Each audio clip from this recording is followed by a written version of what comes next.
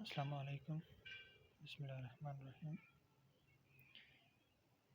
आज हम इंशाल्लाह शुरू कर रहे हैं लॉजिकल रीज़निंग। ये इंशाल्लाह सीरीज़ ऑफ लेक्चर्स होगी। 2-3 लेक्चर्स में हम पढ़ेंगे लॉजिकल रीज़निंग को इन डिटेल में इंशाल्लाह। ठीक है, ओके।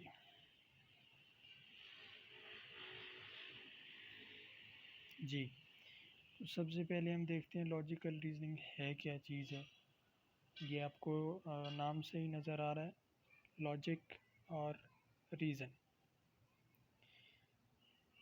ऐसे क्वेश्चंस होते हैं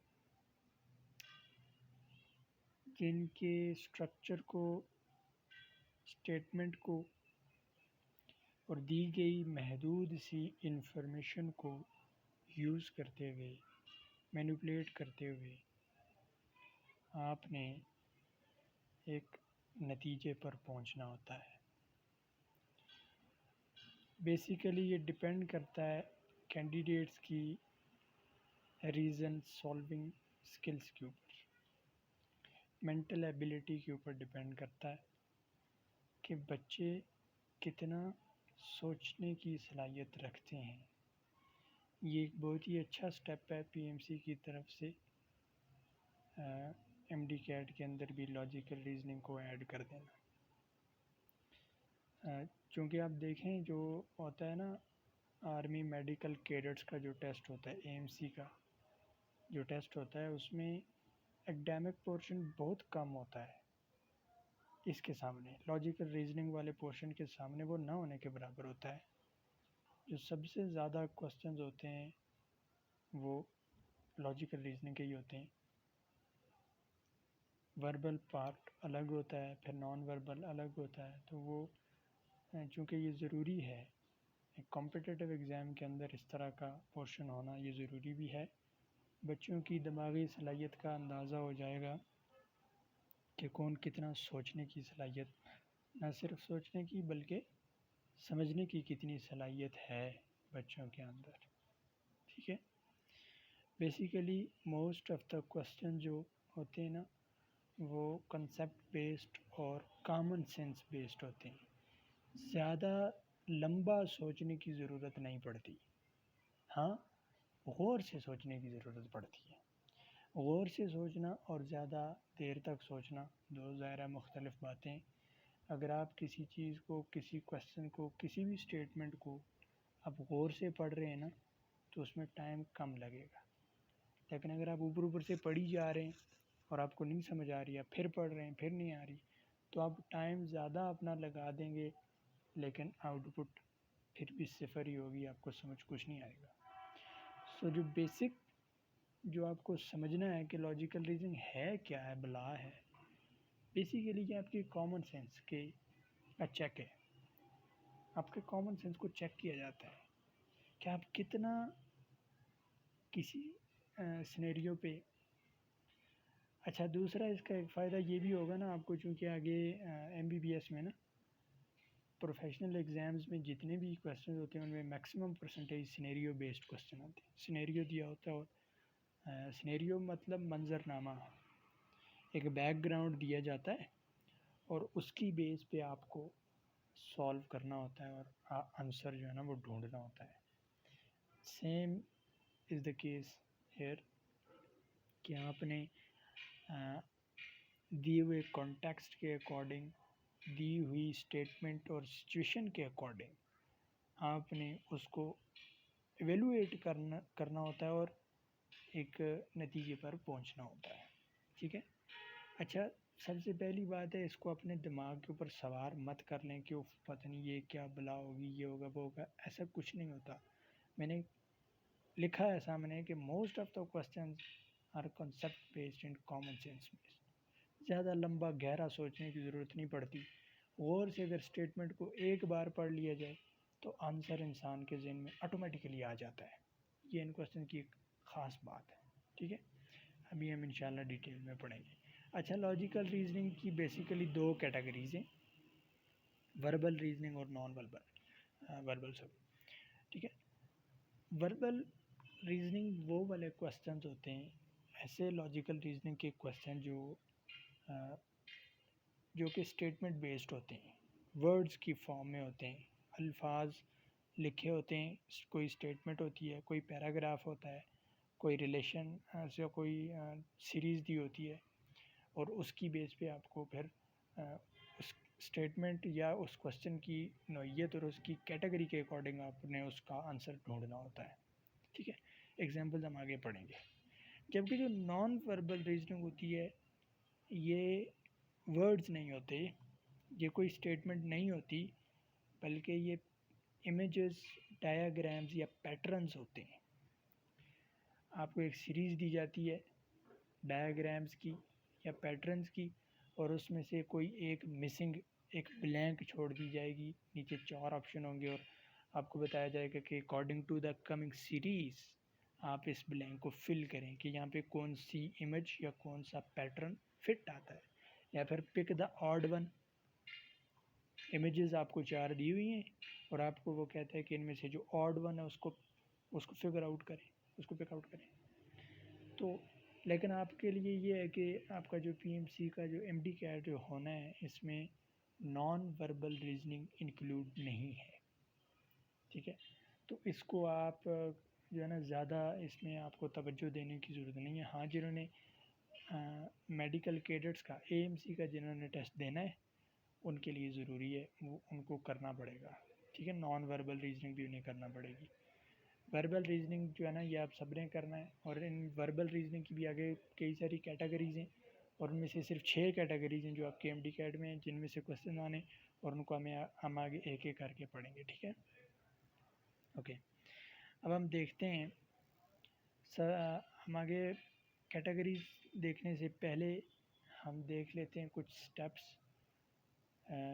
कि हम लॉजिकल रीजनिंग के टेस्ट को हैंडल कैसे करें। बच्चों याद रखो ना, कोई भी टेस्ट देना हो ना, कॉम्पिटिटिव हो, नॉन कॉम्पिटिटिव हो, एग्ज़ाम हो, कोई छोटा मोटा टेस्ट हो, कुछ भी हो, उसके लिए सबसे बुनियादी चीज़ जो ज़रूरी है अपनी 100% आउटपुट देने के लिए, वो है इंसान का पुरसुकून होना। सुकून अल्लाह की बड़ी अजीम नेमत है, पुरसुकून होना ये बहुत ज़रूरी है।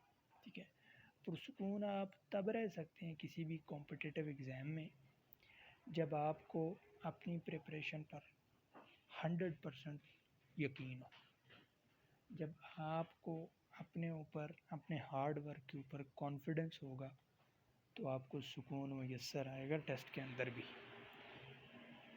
ठीक है, ओवर कॉन्फिडेंस हो जाना और अंडर कॉन्फिडेंस हो जाना, ये भी बड़ी बुरी खसलतें हैं जो कि अक्सर औकात ख़ास तौर पे एमडी कैट के बच्चों को तबाह कर देती हैं। वो या तो ओवर कॉन्फिडेंस हो जाना या अंडर कॉन्फिडेंट हो जाना कि यार मुझे तो आता ही कुछ नहीं है, ये तो बहुत मुश्किल है, और ये हो जाएगा, वो हो जाएगा।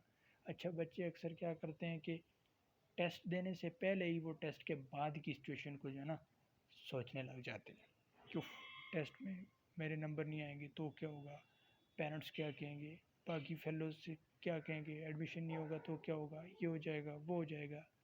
वो भाई पहली चीज़ जो फोकस करने वाली है वो टेस्ट है। टेस्ट के बाद क्या होगा ये बाद में ही देखें ना, इसको पहले देखने की ज़रूरत क्या है। हर एक चीज़ का अपना टाइम है। आप इस टाइम में अपने टेस्ट को फोकस करेंगे तो बाद की सिचुएशन ऑटोमेटिकली बदल जाएगी। आप टेस्ट से पहले ही टेस्ट के बाद की सिचुएशन को अगर आप इमेजिन करने लग जाएं और उस पर आप रोना धोना शुरू हो जाएं, तो ज़ाहिर सी बात है फिर रिज़ल्ट जो है ना वो डिफरेंट नहीं होना। ठीक है, सो पहली बात है कि आप स्टे काल, पुरसुकून रहें, कॉन्फिडेंट रहें। हाँ, कॉन्फिडेंट बंदा तभी रह सकता है जब उसने मेहनत की हो। तो बच्चों, अभी आपके पास टाइम है, ये वक्त वापस नहीं आएगा। फिर बहुत पछतावा होता है इंसान को जब कुछ पॉइंट से बंदा रह जाए ना, कुछ 0.00 समथिंग से, फ्रैक्शंस में बच्चे जब रह जाते हैं ना, बहुत ही कम मार्जिन से जब इंसान का एडमिशन नहीं होता ना, तो उस वक्त बहुत दुख होता है बेटा। अगर उस तकलीफ़ से ख़ुद को, अपने पेरेंट्स को बचाना है ना, तो अभी कुछ नहीं गया आप लोगों के हाथ से, अभी स्टडी करें, सिंसियरली स्टडी करें, ठीक है। मैंने बताया था गद्दे वाला हार्ड वर्क नहीं, स्मार्ट वर्क करें, इफेक्टिव हो, थोड़ा हो इफेक्टिव हो, ऐसे करें, ठीक है। तो तब जाके टेस्ट वाले दिन आपको अपने हार्ड वर्क पे, स्मार्ट वर्क पे, अपने काम पे, अपनी प्रिपरेशन पे आपको कॉन्फिडेंस आएगा, और वो कॉन्फिडेंस आपको वो सुकून मुहैया करेगा जो कि ज़रूरी है आपका टेस्ट अटैम्प्ट करने के लिए और 100% आउटपुट देने के लिए। सो ये पहली चीज़ याद रखें, स्टे काल्म, ओके। सो उसके बाद दूसरी और इम्पॉर्टेंट चीज़ जो आप टेस्ट को सॉल्व करते हुए जिसको आप अडॉप्ट करेंगे स्ट्रेटेजी को, वो है read the questions carefully. First of all question को केयरफुली रीड करें। अक्सर ऐसा होता है, और आज भी इवन के मेरे साथ भी आज तक ऐसा होता है कि बाज़ औक़ात किसी भी टेस्ट में या एग्ज़ाम में बैठे हुए क्वेश्चन को रीड किया, जैसे फॉर एग्ज़ाम्पल 3-4 लाइन्स का वो क्वेश्चन लिखा हुआ है, और पहली लाइन जब रीड की तो अंदाज़ा हो गया कि यार ये वो फ़लाँ टॉपिक से फ़लाँ क्वेश्चन आया हुआ है, तो बाकी रीड करने के बजाय सीधा आंसर पे चले गए। बाकी सारे को इमेजिन कर लिया कि हाँ ये वही वाला क्वेश्चन है, ये उसी तरह का है बस। सबसे बड़ी गलती जो बच्चे ये करते हैं, ठीक है, इस गलती से बचें। आपको क्वेश्चन अगर आपको आपकी नज़र से ऑलरेडी गुजरा हुआ भी है, आप उस तरह के क्वेश्चन की प्रैक्टिस कर भी चुके हैं अगर, फिर भी ये ज़रूरी है कि आप उस क्वेश्चन को केयरफुली रीड करें, ठीक। सिर्फ रीड करना और केयरफुली रीड करना ये डिफरेंट बातें हैं। सिर्फ ऊपर ऊपर से नज़र नहीं लगानी, आपने सबसे पहले क्वेश्चन को केयरफुली रीड करना है और कोशिश करनी है उसको समझने की, उसको देखने की, लॉजिकली उसको सोचने की कि क्या कहना चाह रहा है, क्योंकि आपको पता है क्वेश्चन लॉजिकल हैं तो उनको लॉजिकली ही सोचना पड़ेगा आपको। क्वेश्चंस को लॉजिकली आपने जब सोचा और से पढ़ा, तो तीसरा स्टेप आ जाएगा research the type of question. अब पीएमसी ने आपको 6 टाइप्स गिन के अलग अलग करके बता दी कि भाई इन 6 तरह के क्वेश्चन में से आपके एमडीकैट में आ सकते हैं। तो अब जो आसानी सॉल्व करने में, जो आसानी आपको जो चीज़ देगी ना, जो एज मिलेगा ना आपको, वो इस पॉइंट से मिलेगा उन बच्चों के जो है ना मैक्सिमम आउटपुट वो दे सकते हैं जो ये करना सीख जाएं। क्या चीज़? कि क्वेश्चन को पढ़कर उसकी कैटेगरी को पॉइंट आउट जो कर सके। जिन्होंने क्वेश्चन को पढ़ के उसकी कैटेगरी को समझ लिया, उसके लिए फिर उस बच्चे के लिए क्वेश्चन का आंसर करना मुश्किल नहीं होगा, ठीक है। फॉर एग्जांपल कोई क्वेश्चन है लॉजिकल रीजनिंग का, कोई क्वेश्चन है रिलेशन में से, ठीक है, कोई काज एंड इफेक्ट में से क्वेश्चन है। आप क्वेश्चन को पढ़ के आप उसको फिगर आउट कर ही नहीं पा रहे अगर कि ये कैटेगरी कौन सी है, लॉजिकल डिडक्शन है, कोर्स ऑफ एक्शन है, काज एंड इफेक्ट है, सीरीज में से क्या है, क्या बला है, तो आपके लिए मुश्किल होगा उस क्वेश्चन को आंसर करना। जब आप गौर से क्वेश्चन को पढ़ेंगे तो ऑटोमेटिकली आपको अंदाज़ा हो जाएगा कि क्वेश्चन की कैटेगरी क्या है, अगर आपने 6 की 6 कैटेगरीज को समझा हुआ है तो, ठीक है। तो तीसरा काम जो होगा वो आपका क्या होगा कि आपने क्वेश्चन की कैटेगरी को फिगर आउट करना है कि क्वेश्चन किस कैटेगरी में लाई करता है, ठीक है। जब आप ये कर लेंगे तो आपके लिए आंसर करना बिल्कुल मुश्किल नहीं होगा। उसके बाद figure out the answer first. अच्छा, बाकी लॉजिकल रीजनिंग के अलावा बाकी जो पोर्शन है आपका एकेडमिक पोर्शन है, उसके लिए रूल ये होता है कि आपने क्वेश्चन को गौर से पढ़ा, अब आप खुद से आंसर सोचने के बजाय पहले उसके ना पेपर के जो ऑलरेडी जो क्वेश्चन में जो ऑप्शन दिए हुए उनको पढ़ें, तो आपको मोस्ट प्रोबेबली ज़्यादा चांसेस यही हैं कि आपको पहली नज़र में ही आंसर मिल जाएगा, अगर आपको याद है तो, अगर कॉन्सेप्ट आपके अच्छे हैं तो, ठीक है। तो आपने लॉजिकल रीजनिंग को छोड़ के बाकी सारे पोर्शन में ये करना होता है कि आपने क्वेश्चन को गौर से पढ़ने के बाद चारों ऑप्शंस को गौर से पढ़ना होता है, तो आपको एक आंसर वहाँ से मिल जाता है। लेकिन लॉजिकल रीजनिंग में आप ऐसा नहीं करेंगे। लॉजिकल रीजनिंग में थोड़ा उल्टा काम चलेगा। आप क्वेश्चन को गौर से पढ़ेंगे तो आंसर्स को गौर से बल्कि पढ़ने से पहले आप कोशिश करेंगे कि आपने जो क्वेश्चन गौर से पढ़ा है उसका आंसर आप ऑलरेडी निकालें, क्योंकि बेटा याद रखें इस तरह के कॉम्पिटिटिव एग्ज़ाम के अंदर करेक्ट ऑप्शन को टिक नहीं करना होता, ये एक मिसकंसेप्शन है।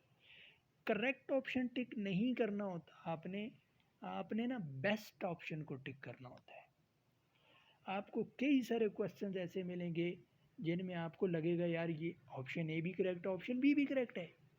आपको एक से ज़्यादा ऑप्शन करेक्ट लग रहे होंगे और वो करेक्ट होंगे भी, बट आपने करेक्ट को टिक करना नहीं होता, आपने बेस्ट पॉसिबल ऑप्शन को टिक करना होता है। सो ये चीज़ ज़हन में रखें।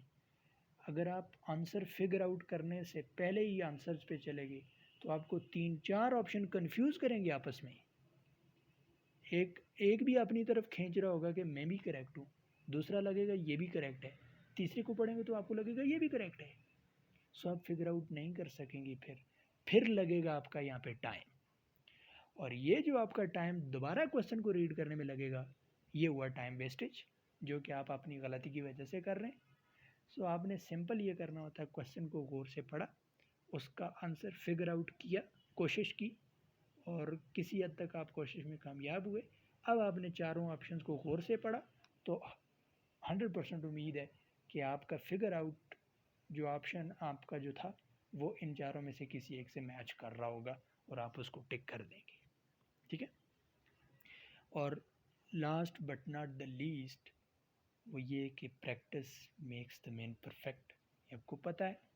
और ख़ास तौर पे लॉजिकल रीजनिंग के केस में फेमिलियरिटी इज़ द की, इतना बड़ा करके लिखा हुआ है, मैंने बोल्ड करके लिखा है आप लोगों के लिए, फेमिलियरिटी इज़ द की।